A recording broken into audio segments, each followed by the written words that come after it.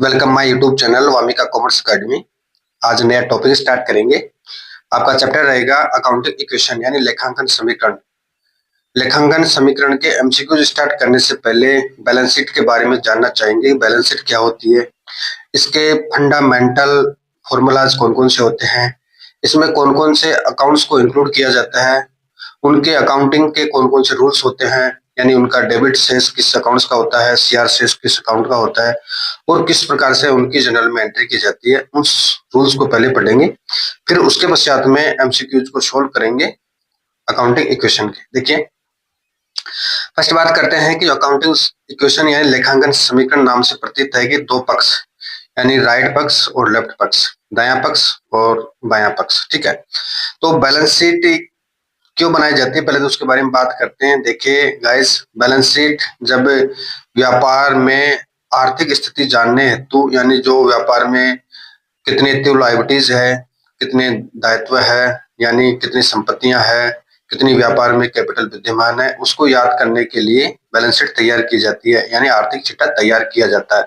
यह आर्थिक चिट्ठा एक निश्चित तिथि को जारी किया जाता है या तैयार किया जाता है, यानी इसको तैयार करने का मुख्य उद्देश्य व्यापार की संपत्तियां, दायित्वों तथा कैपिटल यानी पूंजी को याद करने हेतु इसको तैयार किया जाता है। ठीक है, और ये सामान्यतः वर्ष के अंत में तैयार किया जाता है, लेकिन व्यापारी अपनी सुविधा के अकॉर्डिंग इसको पहले भी तैयार कर सकता है। ठीक है, अपनी व्यापार की संपत्तियों, दायित्वों तथा कैपिटल को जानने हेतु। ठीक है, अब इसमें दो पक्ष होते हैं बैलेंस शीट में। एक पक्ष होता है आपका लायबिलिटी साइड और एक पक्ष होता है आपका एसेट साइड। यानी जो लेफ्ट साइड होता है साथियों, वो पक्ष होता है लायबिलिटी साइड, और जो राइट साइड होता है वो होता है एसेट साइड पक्ष। ठीक है, इसमें बैलेंस शीट का जो प्रारूप होता है उसमें लेफ्ट साइड में आपका लायबिलिटीज आ जाएगा, फिर अमाउंट आ जाएगी, और राइट साइड में आपकी एसेट्स आ जाएगी, फिर अमाउंट आ जाएगी।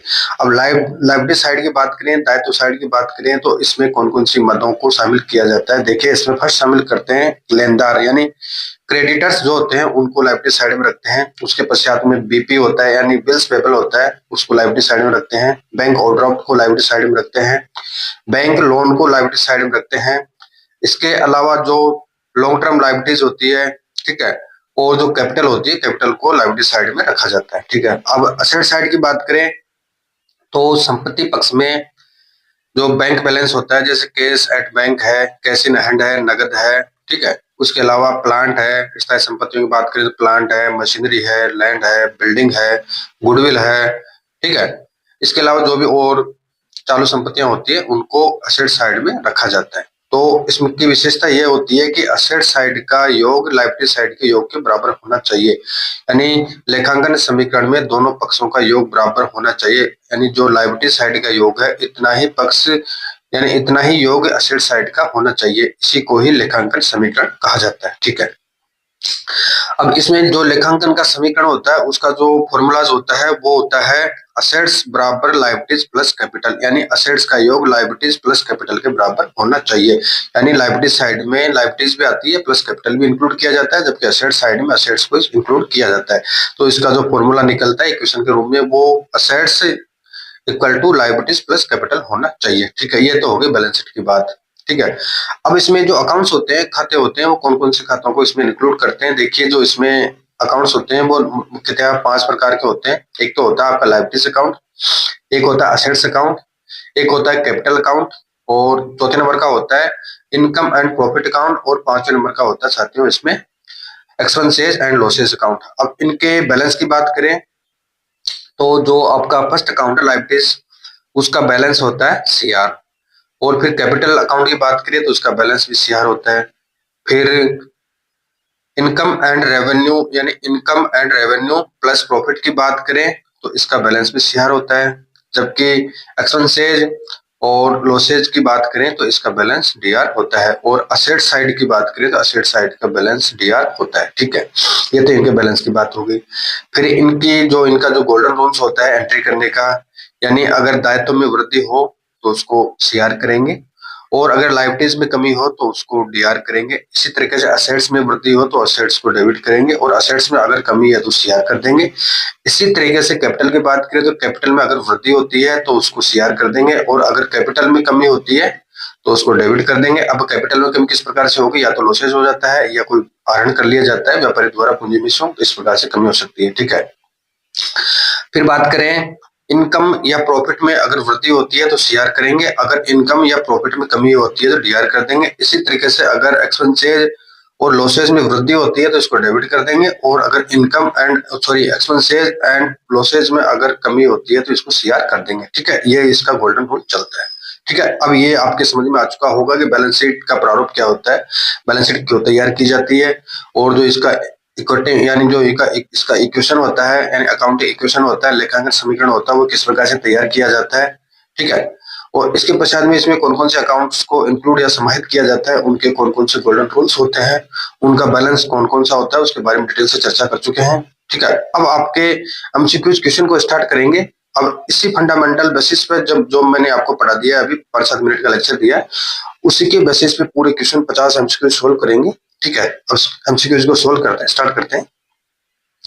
आपका फर्स्ट क्वेश्चन है, विच of the following is the basic accounting equation, यानी निम्नलिखित में से कौन सा बुनियादी लेखांकन समीकरण है। जैसा कि अभी बात कर चुके हैं कि लेखांकन समीकरण दो पक्ष होते हैं, एक होता है लायबिलिटी साइड, एक होता है असेट साइड। ठीक है, अब इनका दोनों पक्षों का योग बराबर होना चाहिए। तो पहले अभी बात की थी assets equal to liabilities plus capital होना चाहिए, तो इसमें ऑप्शन दे रखा है असेट्स बराबर लायबिलिटीज प्लस कैपिटल, फिर assets liabilities minus capital, assets बराबर capital plus revenue, liabilities equal to assets plus capital. तो राइट आंसर हो जाएगा साथियों आपका assets equal to liabilities plus capital, इसका लेखांकन समीकरण होता है।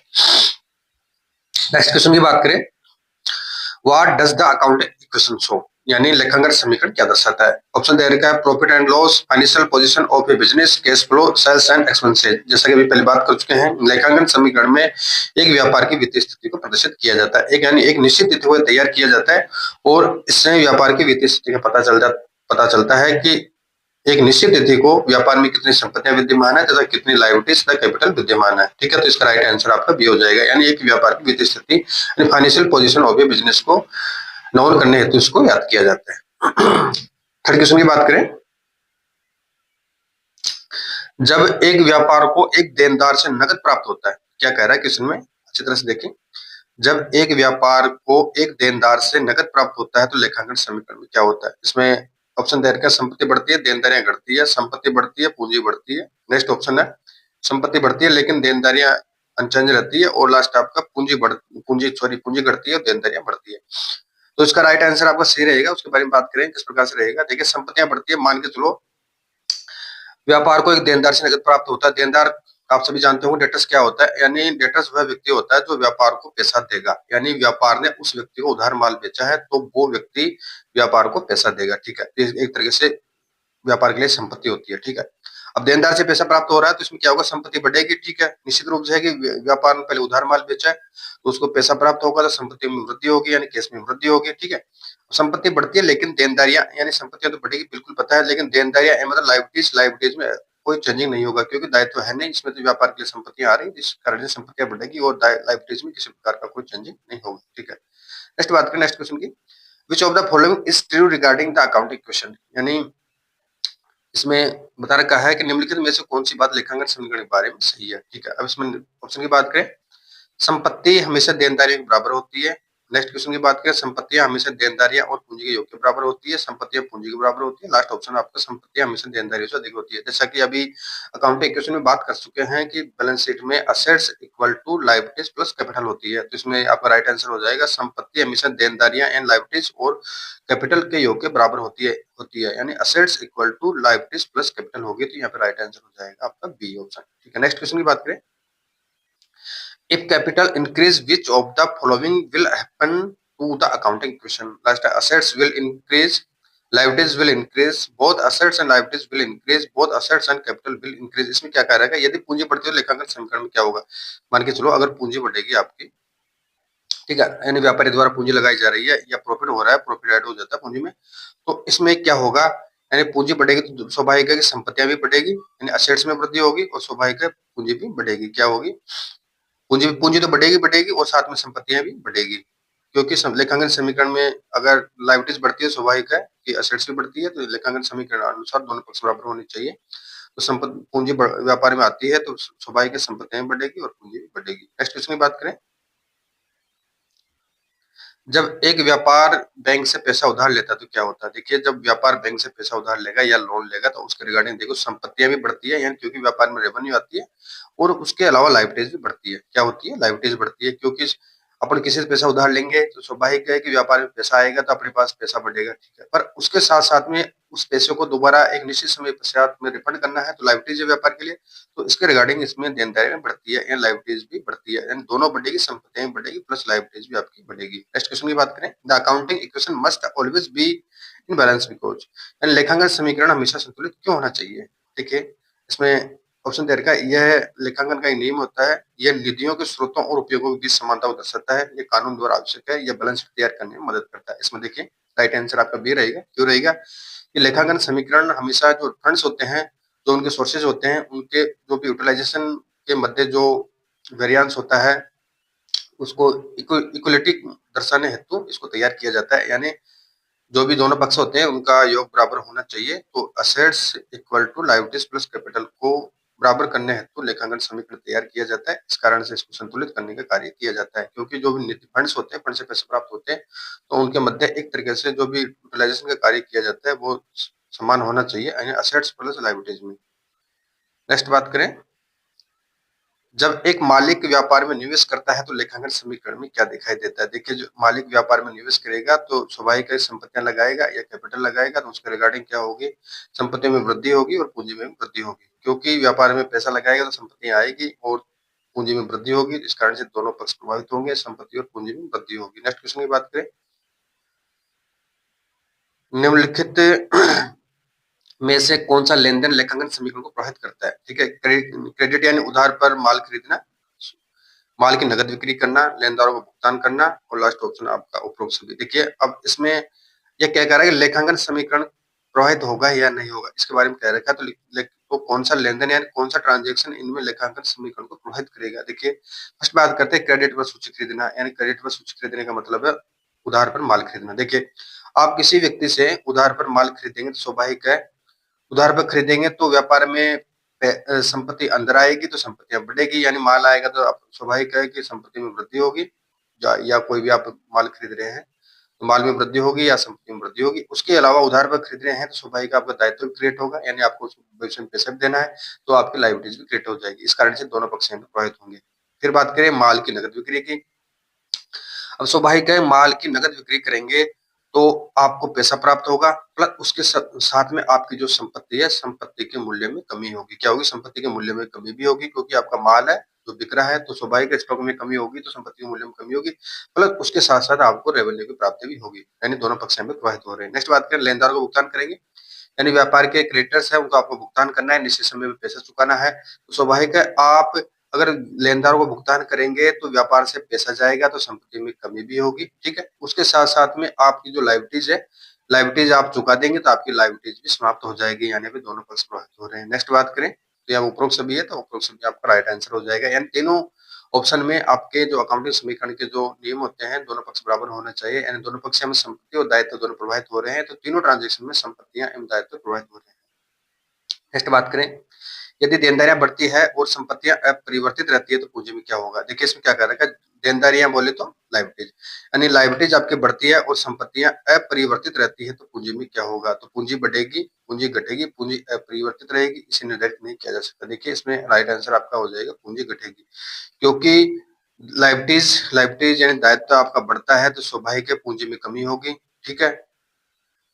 और संपत्तियों में किसी प्रकार से अपरिवर्तित रहता है तो पूंजी में क्या होगा? अगर संपत्तियों में किसी प्रकार से कोई चेंजिंग नहीं हो रहा है तो आपकी पूंजी घट जाएगी।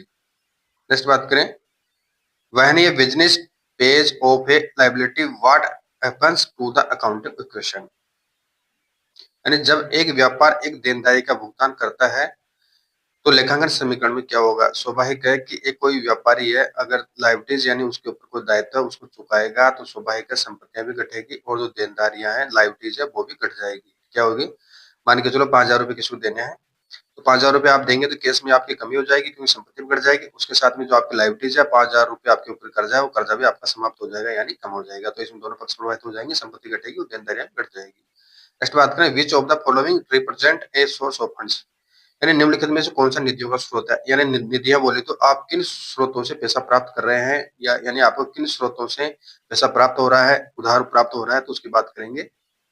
Increase in liabilities, increase in assets, decrease in capital, none of the above. देखिए कौन सा निधियों का स्रोत है, यानी देनदारियों में वृद्धि होगी, यानी देनदारियां बोले तो लायबिलिटीज में वृद्धि होगी। लायबिलिटीज में वृद्धि कब होगी, जब आप किसी अन्य व्यक्ति से पैसा उधार लेंगे या लोन लेंगे, आपको किसी तृतीय प्रकार से पैसा मिलेगा, तो एक तरीके से देनदारी में वृद्धि होगी, लायबिलिटीज में वृद्धि होगी। तो यहाँ पर राइट आंसर आपका ये हो जाएगा फर्स्ट वाला। संपत्ति में वृद्धि होगी, ये आंसर नहीं होगा, क्योंकि आप निधियों का स्रोत है, मतलब पैसा उधार ले रहे हैं, वित्त के सोर्सेज हैं, तो इसमें लायबिलिटीज में वृद्धि होती है।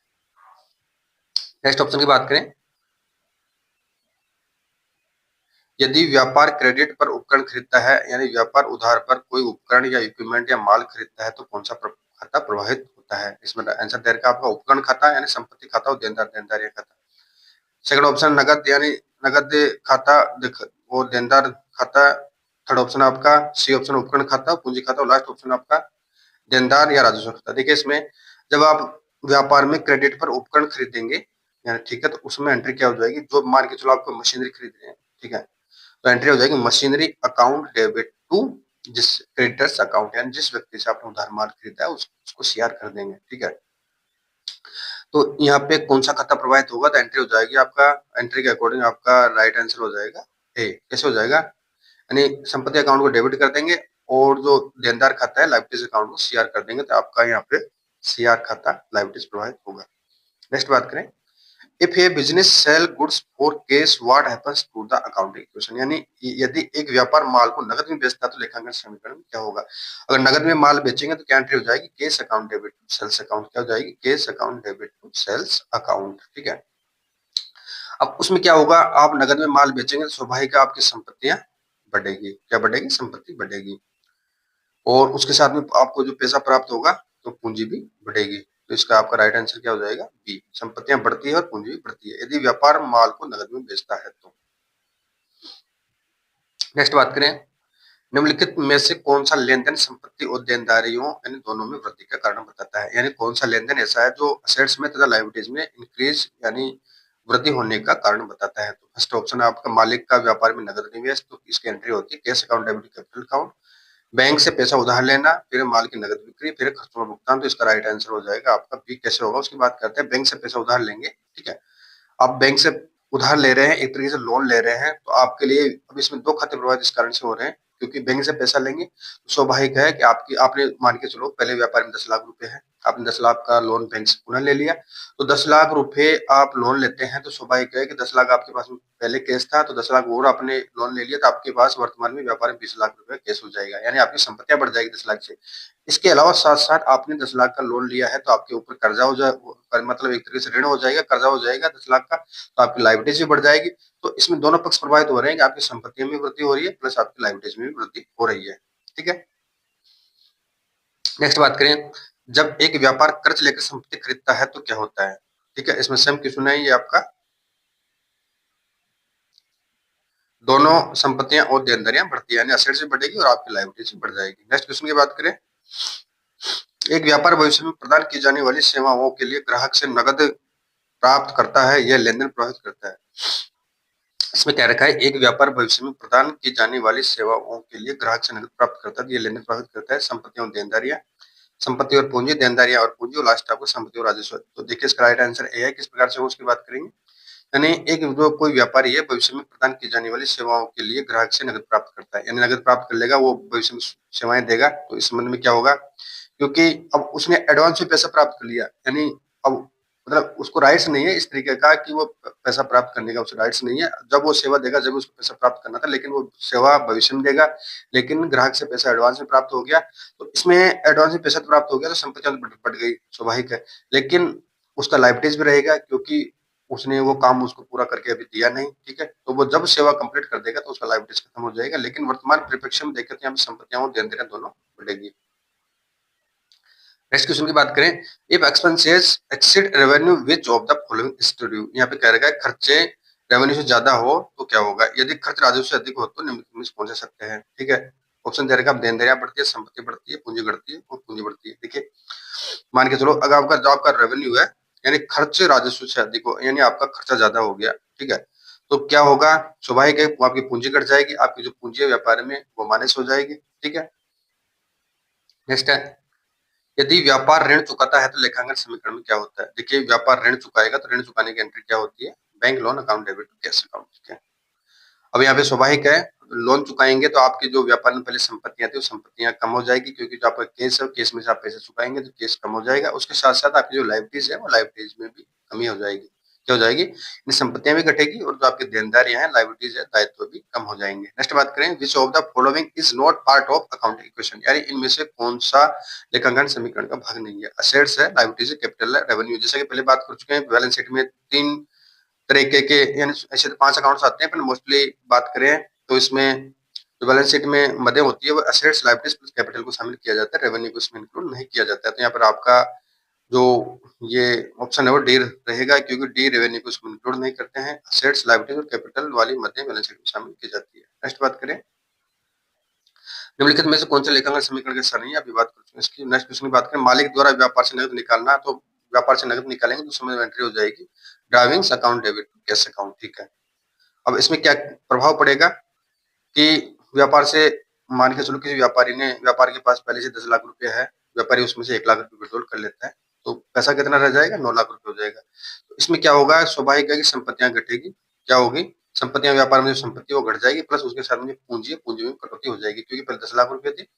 ठीक है, तो 10 लाख रुपए थी तो 1 लाख रुपए विड्रॉल कर लिया व्यापारी द्वारा, तो 9 लाख रुपए यहाँ पे शेष राशि यानी कैपिटल रह गई। नेक्स्ट बात करें, यदि व्यापार कोई खर्च करता है तो लेखांकन समीकरण में क्या होता है। देखिए व्यापार अगर खर्चा करेगा तो स्वाभाविक है जो अपनी संपत्तियों में से खर्चा करेगा तो संपत्तियां घटेगी, उसके साथ साथ में जो उसकी पूंजी है पूंजी में भी कमी हो जाएगी, क्योंकि यहाँ दोनों पक्ष प्रभावित होते हैं। अब आपको विशेष रूप से ध्यान रखना है, अगर संपत्तियां घटती है तो पूंजी हमेशा घटती है, क्योंकि अगर संपत्तियों में वृद्धि होगी तो स्वाभाविक है पूंजी में वृद्धि होगी। ठीक है, ये आपको समांतर रूप से चलते हैं, यानी दोनों पक्ष बराबर होने चाहिए बैलेंस शीट के, असेट्स और लायबिलिटीज। अगर संपत्तियां घटेगी तो स्वाभाविक पूंजी भी घटेगी, अगर पूंजी नहीं घटेगी तो फिर बैलेंस का योग बराबर नहीं आएगा दोनों पक्षों का। तो इस कारण से इसमें फिक्स रहता है कि संपत्ति घटती है तो पूंजी भी घटती है, और संपत्ति बढ़ती है तो पूंजी भी बढ़ती है। ये विशेष रूप से आपको ध्यान रखना है। नेक्स्ट है, when a business earns interest on its bank balance which of the following happens। ठीक है, इसमें क्या कह रखा है कि जब एक व्यापारी अपनी बैंक बैलेंस पर ब्याज कमाता है निम्नलिखित में क्या होता है। ठीक है, और स्वाभाविक है अगर व्यापारी अपना जो बैंक बैलेंस है अकाउंट्स में यानी किसी बैंक में खाता खुला रखा है, अगर उसमें बैंक बैलेंस पर ब्याज मिलता है यानी इंटरेस्ट मिलता है, स्वाभाविक है कि संपत्तियां बढ़ती है। ठीक, क्या बढ़ेगी, संपत्तियां बढ़ेगी, उसके साथ साथ में उसका जो रेवेन्यू है वो रेवेन्यू भी बढ़ेगा। क्या बढ़ेगा, रेवेन्यू भी बढ़ जाएगा, क्योंकि इसमें बात की थी कि जो बैलेंस शीट में 5 प्रकार के अकाउंट शामिल होते हैं, एक तो होता है असेट्स, लायबिलिटीज, कैपिटल, उसके अलावा रेवेन्यू प्लस प्रॉफिट अकाउंट, इसके अलावा एक्सपेंसेस प्लस लॉसेस अकाउंट में इसमें इंक्लूड किया जाता है। नेक्स्ट है, which transaction result in an increase in assets but no change in liabilities और कैपिटल। इसमें क्या कर रखा है कि कौन सा लेन देन संपत्ति में वृद्धि का कारण बनता है लेकिन देनदारियों या पूंजी में कोई परिवर्तन नहीं होता है। यानी इसमें ऐसा कौन सा लेन देन है, संपत्ति में तो वृद्धि होगी लेकिन देनदारियों या पूंजी में कोई परिवर्तन नहीं होता है। देखिए फर्स्ट बात करें, पैसा उधार लेना, क्रेडिट पर माल बेचना, खर्चों का भुगतान करना, नकद की निकासी। देखिए अब किसी से पैसा उधार लेंगे, स्वाभाविक है संपत्तियां भी बढ़ेगी और दायित्व भी बढ़ेंगे। क्रेडिट पर माल बेचेंगे यानी उधार पर माल बेचेंगे, तो उधार पर माल बेचेंगे तो स्वाभाविक है आपकी जो संपत्तियां हैं उसी में वृद्धि होगी, आपके दायित्व में, पूंजी में वृद्धि नहीं होगी, क्योंकि पूंजी में वृद्धि तो तब होती जब वो पैसा आपको प्राप्त हो जाता है, उसमें नकद में बेचते हैं। ठीक है, तो यहाँ पे लायबिलिटीज का तो कोई मतलब है नहीं, क्योंकि आपने अपना पैसा है अब किसी दूसरे को दे रहे हैं, किसी को उधार माल बेच रहे हैं, तो आप उसमें लायबिलिटीज बढ़ेगी नहीं। खर्चों का भुगतान करेंगे तो स्वाभाविक है संपत्तियों में कमी हो सकती है। और नेक्स्ट बात करें, नकद की निकासी विड्रॉल करेंगे तो आपकी कैपिटल में कमी हो सकती है। तो यहाँ पे देनदारियां पूंजी में कोई परिवर्तन नहीं होगा, तो किस पे नहीं होगा, क्रेडिट पर माल बेचेंगे जब यानी उधार पर माल बेचेंगे तो उसी संबंध में उसी प्रकार के इस प्रकार के ट्रांजेक्शन में देनदारियों या लायबिलिटीज या पूंजी में कोई परिवर्तन नहीं होता है, जबकि संपत्तियों में वृद्धि होती है। नेक्स्ट क्वेश्चन की बात करें, जब एक कंपनी पूंजी जुटाने के लिए शेयर जारी करती है तो निम्नलिखित में से क्या होता है। देखिए कंपनी को अगर व्यापार को बढ़ावा देना है, व्यापार को बड़ा करना है, ठीक है, तो उसके रिगार्डिंग उसे पूंजी जुटानी है मार्केट से, शेयर मार्केट इशू करके या एफपीओ लाके जो भी स्थिति हो, तो उस संबंध में क्या होगा। ठीक है, तो उस संबंध में देखिए शेयर मार्केट से पैसा लेंगे तो स्वाभाविक है कि संपत्तियां तो बढ़ेगी और उसके साथ साथ में पूंजी भी बढ़ जाएगी। क्या होगी? संपत्ति बढ़ेगी प्लस पूंजी भी बढ़ेगी। नेक्स्ट बात करें, यदि व्यापार नकद में मशीन खरीदता है तो लेखांकन समीकरण क्या होता है? देखिए, व्यापार अगर नकद में मशीन खरीदेगा तो एंट्री हो जाएगी आपकी machinery account debit to cash account. क्या हो जाएगी? Machinery account debit to cash account. तो एक तरफ से तो आपका पैसा जा रहा है व्यापार से और एक तरफ से आपके असेट्स आ रही है, तो इसमें आपका समीकरण हो जाएगा संपत्तियां बढ़ती है और नगद घटता है। यानी संपत्ति व्यापार में आ रही है, संपत्तियां बढ़ जाएगी, और जो नगद पैसे जा रहा है वो एक तरीके से नगद कम हो रहा है, तो आपका नगद घट जाएगा। नेक्स्ट बात करें, जब एक व्यापार राजस्व कमाता है तो लेखांकन समीकरण में कौन से खाते प्रभावित होते हैं? यानी रेवेन्यू कमाएगा तो स्वाभाविक है आपका राजस्व और संपत्ति बढ़ेगी, यानी इसका राजस्व और देनदारियां बढ़ती है, राजस्व और संपत्ति बढ़ती है, और नेक्स्ट देर का इसमें राजस्व और पूंजी बढ़ती है। यानी इसमें जो आपका अगर आपको रेवेन्यू प्राप्त होती है, रेवेन्यू से आपका रेवेन्यू बढ़ेगा, उसके अलावा फिर पूंजी में भी वृद्धि हो जाएगी, क्योंकि ये अगर यहाँ पे संपत्तियां प्राप्त होती, संपत्ति आ जाती, लेकिन यहाँ पे आपको रेवेन्यू कैश प्राप्त हो रहा है, तो यहाँ पे पूंजी में वृद्धि हो जाएगी। नेक्स्ट क्वेश्चन है, निम्नलिखित में से कौन सा लेखांकन समीकरण लेन देन का उदाहरण है? व्यापार भविष्य में प्रदान की जाने वाली सेवाओं के लिए नकद प्राप्त करता है। व्यापार बैंक से पैसा उधार लेता है। व्यापार क्रेडिट पर माल बेचता है, सभी। यानी इस प्रकार के जितने भी ट्रांजेक्शन है, इनमें समीकरण यानी जो लेखांकन समीकरण बनेगा दोनों पक्षों का, कि व्यापार भविष्य में प्रदान की जाने वाली सेवाओं के लिए नकद प्राप्त करता है तो असेट्स में वृद्धि हो जाएगी प्लस लायबिलिटीज में वृद्धि हो जाएगी। व्यापार बैंक से पैसा उधार लेता है तो असेट्स बढ़ेगी प्लस लायबिलिटीज बढ़ेगी। इसके अलावा व्यापार क्रेडिट पर माल बेचता है, उधार पर माल बेचेगा तो स्वाभाविक है कि व्यापार की संपत्तियों में वृद्धि होगी। यहाँ पे राइट आंसर हो जाएगा आपका उपरोक्त सभी। नेक्स्ट बात करें, what happens when a business pays for an expenses with cash. यानी इसमें कह रखा है, जब एक व्यापार नगद से खर्च करता है, खर्च का भुगतान करता है तो क्या होता है? अब मान के चलो कि कोई व्यापारी है, नगद से खर्च का भुगतान करेगा तो एंट्री हो जाएगी। जैसे मान के चलो कोई भी खर्चा हो, सैलरी का खर्चा है तो एंट्री हो जाएगी। अगर किसी मजदूर को या किसी एम्प्लॉय को सैलरी देंगे तो एंट्री हो गया आपकी salary account debit cash account, अगर नगद देंगे। ठीक है, तो इस संबंध में क्या समीकरण बनेगा? देखिए, आप नगद में खर्चा कर रहे हैं तो स्वाभाविक है आपकी संपत्तियां हैं व्यापार में तो घट जाएगी, प्लस जो आपकी पूंजी है पूंजी भी घट जाएगी। इसका समीकरण में यह प्रभाव पड़ेगा। नेक्स्ट बात करें, इफ ये business increase its capital which of the following is true. अब इसमें ऑप्शन दे रखा है, आपका फर्स्ट ऑप्शन है liabilities increase, assets increase, C option capital increase और आप सॉरी कैपिटल डिक्रीज, और आपका लास्ट ऑप्शन है D liabilities and capital decrease. अब इसमें क्या कह रखा है, यदि एक व्यापार अपनी पूंजी बढ़ाता है तो निम्नलिखित में से कौन सा शब्द है? देखिए, पूंजी बढ़ेगी तो स्वाभाविक है संपत्तियों में वृद्धि होगी। क्या होगी? संपत्तियों में वृद्धि होगी, और इसमें और कुछ नहीं होता है, क्योंकि पूंजी बढ़ेगी तो देनदारियां बढ़ती है, ऐसे ये गलत है। पूंजी घटती है तो देनदारियां जो भी स्थिति है, तो यहाँ पे जो राइट आंसर हो जाएगा आपका संपत्ति बढ़ेगी। यानी व्यापारी पूंजी बढ़ाता है तो निम्नलिखित में से कौन सा शब्द है? यानी संपत्तियां बढ़ती है। पहले बात कर चुके हैं, अगर कैपिटल में वृद्धि होती है तो असेट्स में वृद्धि होती है, और असेट्स में कमी होती है तो कैपिटल में कमी होती है। नेक्स्ट आपका क्वेश्चन है, what is the result when a business collects A receivable from a customer. यानी किसी कस्टमर से बैंक को बीआर यानी बिल्स रिसीवेबल प्राप्त होता है तो एक तरीके से क्या होगा? देखिए, ऑप्शन दे रखा है इसमें, जब एक व्यापार एक ग्राहक से प्राप्ति वसूल करता है तो परिणाम क्या होता है? यानी बीआर बीपी, एक तरीके से बीआर तो आपकी व्यापार की संपत्ति होती है और बीपी बिल्स पेबल एक तरीके से लायबिलिटीज होती है। बीपी का बैलेंस सीआर होता है और बीआर का बैलेंस डीआर होता है। देखिए, अब इसमें क्या कह रखा है, ऑप्शन दे रखा है संपत्ति बढ़ती है और देनदारियां बढ़ती है, यानी संपत्तियां भी बढ़ेगी और लायबिलिटीज बढ़ेगी। ठीक है, नेक्स्ट ऑप्शन आपका संपत्ति बढ़ती है पूंजी बढ़ती है। नेक्स्ट ऑप्शन है संपत्ति बढ़ती है लेकिन देनदारियां परिवर्तित रहती है, वो पूंजी घटती है देनदारियां बढ़ती है। देखिए, इसमें राइट आंसर आपका सी आएगा। कैसे आएगा उसकी बात करते हैं। यानी बीआर एक तरीके से व्यापार की संपत्ति होती है, एक तरह से बिल होता है। किसी व्यक्ति को उधार माल बेचा गया है या और भी रीजनों की जो उधार पर उसको बिल में विपत्र का भुगतान करवाना था, जो भी एक्ट है वो 1881 वाला, उसमें आप विस्तार से देखना। तो बीआर प्राप्त होता है, किसी एक ग्राहक से प्राप्ति वसूल करता है तो उस संबंध में स्वाभाविक है पैसा किसी से प्राप्त हो रहा है तो संपत्तियां बढ़ती है। ठीक है, लेकिन देनदारियां अपरिवर्तित रहती है क्योंकि लायबिलिटीज है। अब लायबिलिटीज में तो कोई फर्क पड़ेगा नहीं, क्यों नहीं पड़ेगा? क्योंकि वो पैसा व्यापार का है, तो ठीक है, तो उसमें लायबिलिटीज में कोई फर्क नहीं पड़ेगा, तो यहाँ पे सिर्फ संपत्तियां बढ़ेगी, देनदारियों में किसी प्रकार का कोई परिवर्तन नहीं होगा। नेक्स्ट क्वेश्चन है, what happens when a business buy inventory on credit. यानी जब एक व्यापार क्रेडिट पर सूची खरीदता है यानी उधार पर माल खरीदता है तो व्यापार में क्या होगा, उधार पर माल खरीदेगा तो साथियों इसमें एंट्री हो जाएगी purchase account debit to creditors account, यानी क्रेडिटर्स को सीआर कर देंगे जिस व्यक्ति से उधार माल खरीदा गया है। अगर नगद में खरीदते हैं तो नगद में केस कर देते हैं सीआर की जगह, ठीक है। अब यहाँ पे स्वाभाविक है, एक व्यापार क्रेडिट पर माल खरीदता है तो क्रेडिट पर यानी उधार पर माल खरीदेगा तो स्वाभाविक संपत्तियां भी बढ़ेगी प्लस उसके साथ साथ में लायबिलिटीज भी बढ़ेगी। क्या बढ़ेगी, संपत्तियां भी बढ़ती है और जो लायबिलिटीज है देनदारी वो भी बढ़ेगी, क्योंकि उस उधार माल खरीदा है भविष्य में उसको पैसा देना है। आपके व्यापार में संपत्ति तो आ रही है, संपत्तियां तो बढ़ जाएगी स्वाभाविक है, लेकिन उसको भविष्य में पैसा देना है तो इस कारण से लायबिलिटीज में भी वृद्धि हो जाएगी। नेक्स्ट क्वेश्चन की बात करें, what is the effect of the owners withdrawal of money from A business, यानी मालिक द्वारा व्यापार से पैसे निकालने का क्या प्रभाव होता है। देखिए व्यापार में पैसा मालिक द्वारा लगाया जाता है, ठीक है। अब उदाहरण के तौर पर मान के चलते हैं व्यापार में पहले से ऑलरेडी 10 लाख की पूंजी है, अब व्यापारी उसके निजी प्रयोग हेतु 1 लाख रुपए विड्रॉल कर लेता है वर्ष के अंत में, तो एंट्री हो जाएगी drawing account debit to cash account, या तो कैश की होगा, कैश की हो गई। अगर व्यापारी माल निकालता तो एंट्री हो जाती है drawing account debit to purchase account, ठीक है। दो प्रकार की एंट्री हो जाती है। अब यहाँ पे कैश निकाल रहा है तो drawing account debit to cash account हो जाएगा। तो इसमें क्या फर्क पड़ेगा उसके बारे में देखते हैं। अब इसमें ऑप्शन दे रहेगा संपत्तियां और देनदारियां घटती है, देनदारियां और पूंजी बढ़ती है, संपत्ति बढ़ती है, पूंजी घटती है, संपत्ति और पूंजी घटती है। देखियो इसमें क्या होगा, मान के चलो अब पहले बात की कर चुके हैं कि एक फिक्स फंडा याद रखना है कि अगर संपत्ति में वृद्धि होती है तो स्वाभाविक पूंजी में वृद्धि होगी और संपत्ति में कमी होगी तो स्वाभाविक पूंजी में कमी होगी, ठीक है। ये आपको विशेष रूप से ध्यान रखना है। और इसमें संपत्ति में वृद्धि होती है तो दायित्वों का इसमें कोई संबंध नहीं होता है, दायित्व घट भी सकते हैं और बढ़ भी सकते हैं, वो अलग मैटर है। लेकिन संपत्ति बढ़ती है तो पूंजी भी बढ़ती है और संपत्ति घटती है तो पूंजी भी घटती है, ये आपको विशेष रूप से ध्यान रखना है।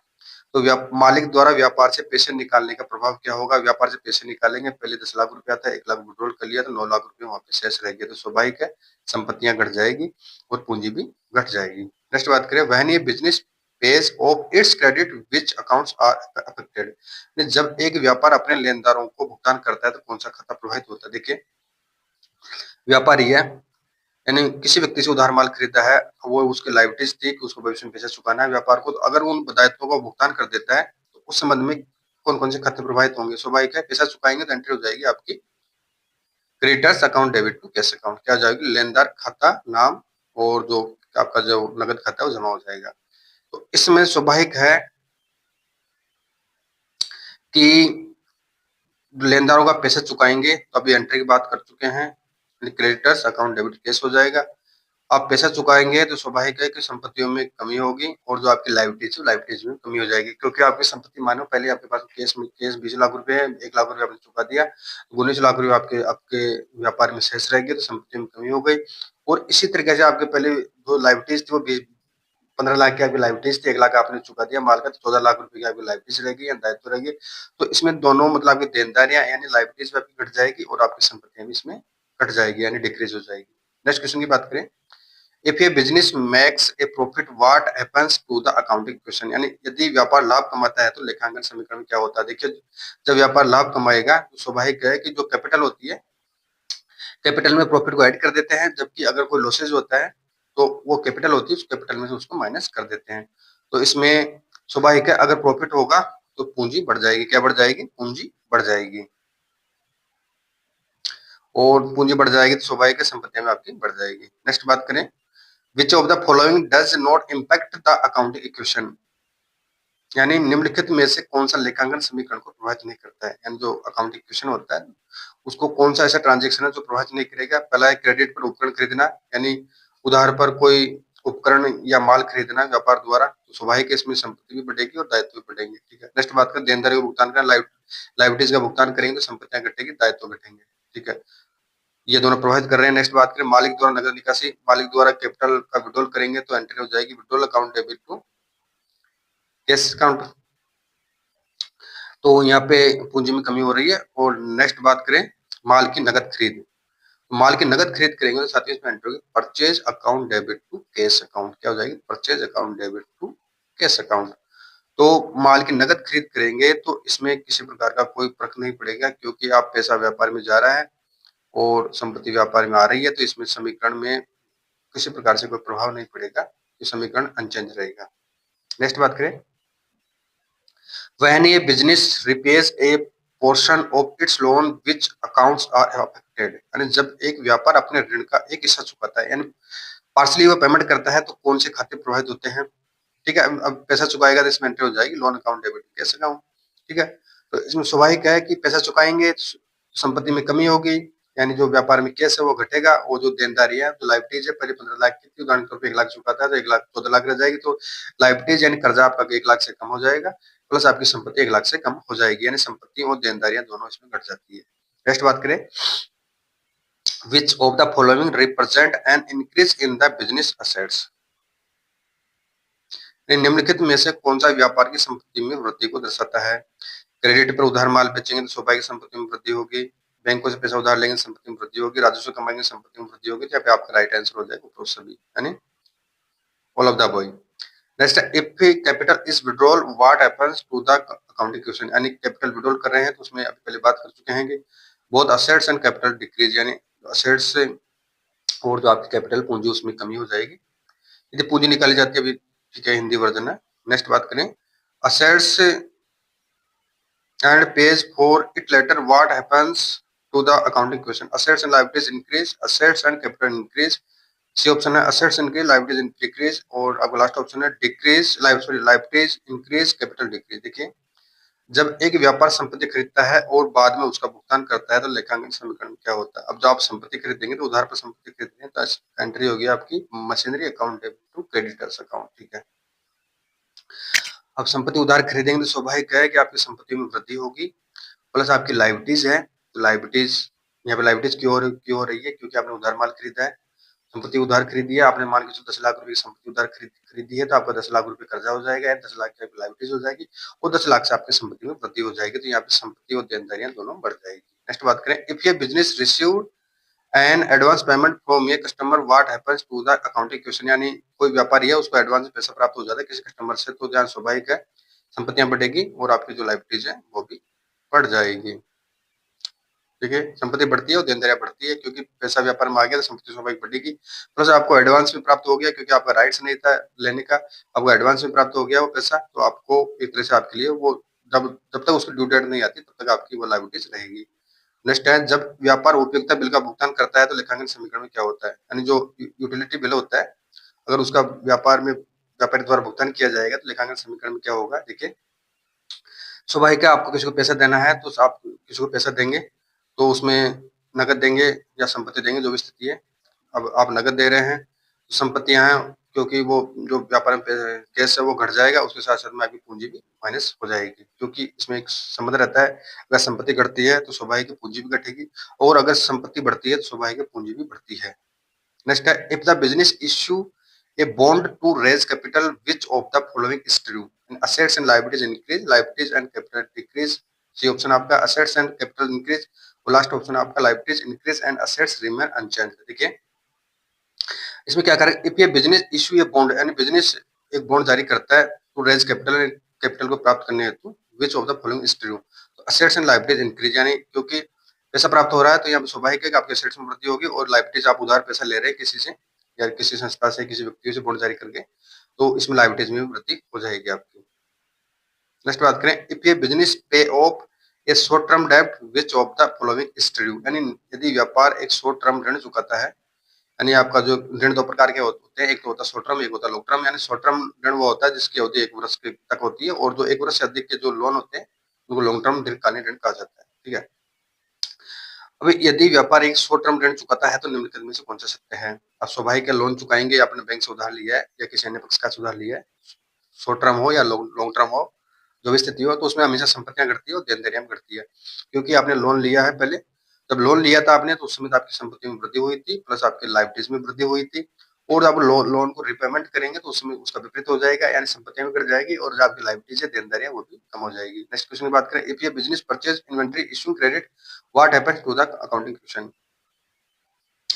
यानी यदि एक व्यापार क्रेडिट पर सूची खरीदता है, यानी उधार पर माल खरीदता है, तो लेखांकन समीकरण में क्या होगा? स्वाभाविक है उधार पर माल खरीदेंगे, आपके माल में यानी संपत्ति में वृद्धि होगी, प्लस लायबिलिटीज में भी आपकी वृद्धि हो जाएगी, यानी संपत्ति भी बढ़ती है और आपकी देनदारियां बढ़ती है। यानी उधार पर माल खरीदेंगे, स्वाभाविक है आपने 10 हजार का उधार पर माल खरीदा तो आपके व्यापार में माल आ जाएगा, संपत्तियों में बढ़ जाएगी, लेकिन साथ साथ में आपने उधार खरीदा है उसको भविष्य में पैसा देना है, तो आपके लिए ये व्यापार की लायबिलिटीज है, तो आपकी लायबिलिटीज यानी दायित्व या देनदारी में वृद्धि हो जाएगी। नेक्स्ट क्वेश्चन की बात करें, व्हेन ये business sells and assets at a loss what happens to the accounting equation, यानी जब एक व्यापार में एक संपत्ति को घाटे में बेचता है तो लेखांकन समीकरण क्या होता है। स्वाभाविक है कि अगर व्यापार में घाटा हो रहा है, एक्सपेंसेस हो रहे हैं या लॉसेज हो रहे हैं, तो उसको उसका बैलेंस डेबिट होता है, ठीक है। तो अगर घाटे में एक्सपेंसेस में वृद्धि होती है उसको डेबिट कर देंगे, अगर एक्सपेंसेस या जो भी आपका लॉसेज है अगर उसमें कमी होती है तो उसको सीआर कर देते हैं, ठीक है।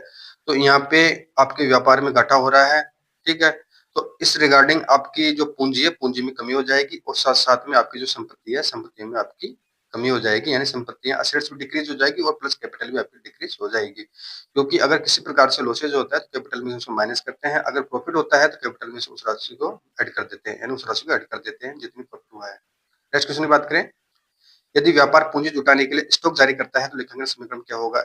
यानी व्यापार को पूंजी जुटानी है भविष्य में तो स्टॉक यानी शेयर जारी करता है तो उसके रिगार्डिंग क्या समीकरण होगा। तो स्वाभाविक है, मार्केट से पैसा लेंगे तो संपत्तियां भी बढ़ेगी लेकिन साथ साथ में उनको पैसा भी वापसी चुकाना है तो आपकी देनदारियां यानी लायबिलिटीज वो भी बढ़ जाएगी। नेक्स्ट बात करें, if the business pays wages to its employees what happens to the accounting equation, यानी यदि व्यापार अपने कर्मचारियों को वेतन देता है तो लेखांकन समीकरण में क्या होगा। स्वाभाविक है कि वेतन देगा तो आपकी संपत्तियां हैं वो घटती है और